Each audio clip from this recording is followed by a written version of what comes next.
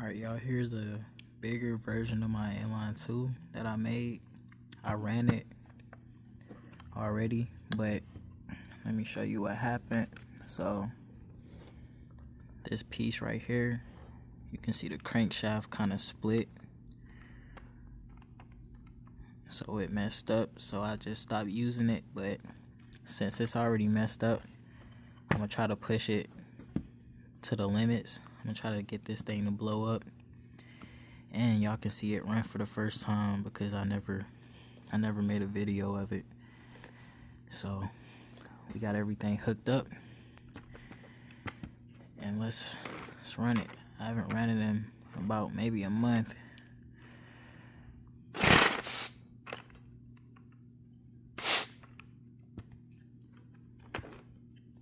Yeah, this thing's messed up.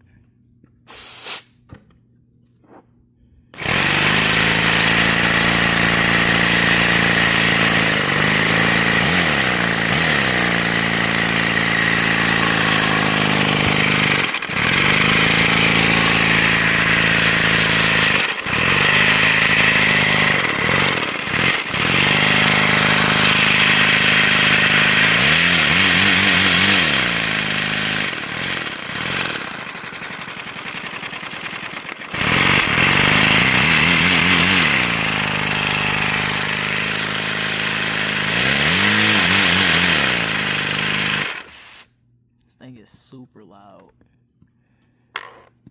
This thing is super loud. I'm surprised it still runs like that though.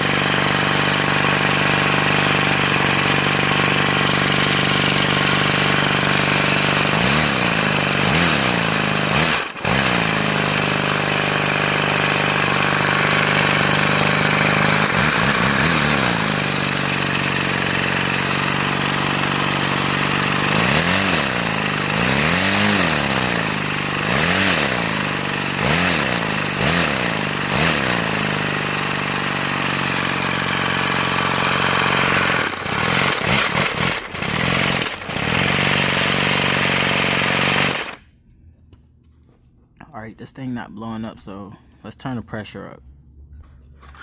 Yo, this thing is like super loud.